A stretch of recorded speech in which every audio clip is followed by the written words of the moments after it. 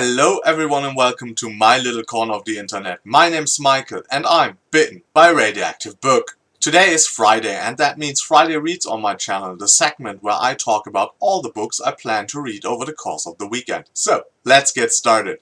I actually have today off and had yesterday off as well, so I'm really pushing for 4 books over the course of this 4-day weekend. And the first one is God's War by Cameron Hurley. This is the first installment in her Beldame Apocrypha series, and I'm like 77% through already, so this is a book I plan on actually finishing after filming this video. It's a science fantasy, so it has like a lot of technology in it, but it has also magic, and it's kind of a hybrid. The magic system is really interesting. Magic and technology is like semi-organic, a lot connected to manipulating certain kind of beetles and insects, so that is really interesting.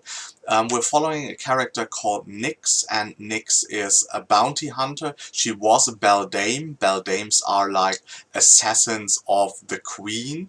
But she, had a falling out with them, and now she's like more of a normal mercenary bounty hunter, and this novel is about her and her team, and of course getting wrapped up in a case that goes south, and I don't want to talk too much more about it or the plot.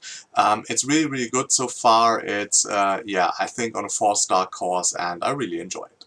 Next up we have The Tower Lord by Anthony Ryan, the second installment in his Raven Shadow series.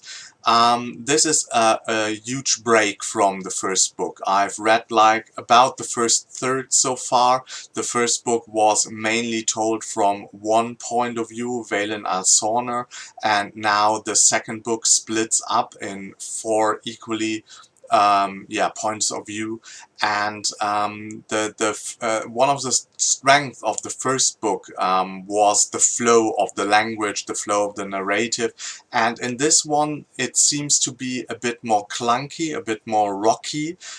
So at this point I don't think it's going to be like another 5-star read. It's more between 3 and 4 at the moment, but of course all the new characters had to be established, or the positions for each of the characters, and now we're finally getting to the actual plot of this one. So I'll still have to see.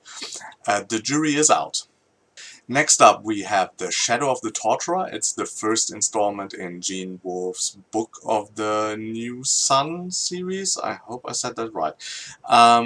It's also a science fantasy, a little bit like God's War. It has a kind of lyrical writing style, not as easy to get to, but not as complicated as I feared after having read like a lot of reviews for it. It's highly imaginative, very intriguing. I'm not that far into it, 20%. We're following Severin, I think he's called, who's an apprentice torturer, and it's a bit of his coming of age story, and I'm really intrigued so far. Really good book, like the writing style. And last but not least we have Ascendance Rite by David Hare, the ultimate installment in his Moontide Quartet.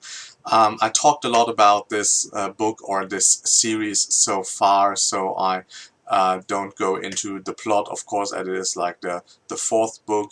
It's another huge book. I'm only like 10% in it. It's another 800 plus pages book, I think, and so far I really enjoyed this series, and this book seems to be no exception, because we are now following all the different kind of narratives of different characters. What I really find interesting about the series is that he has some villain characters that also get points of view, and he does that in a fashion that I would have never expected, because in the first book it seemed more, so most of you know, of course, Harry Potter, and now imagine in Harry Potter, the whole Harry Potter thing would have been only the first book, and you would have like Malfoy, Crabbe and Goyle. And suddenly, in the second book, all of them get their own point of view and do stuff as well. And this is a bit like a Moontide Quartet work. We have a group of bullies on a wizarding school in the first book, and this is only one of the points of view of one of the characters in the first book, and he is bullied by these, I think, 3 or 4 guys. And then suddenly, over the course of the series, all the bullies show up at different places, intersect with other characters from the first book, are now adults and have their own point of view, and that is quite intriguing. So, as you can see, there's a lot on my plate, so I have to go over there and start reading. So yeah, hopefully you enjoyed this video. If you did, please hit the like button. If you want to see more of me, subscribe to my channel. And until next time, I hope you get bitten by a really good book too. Bye.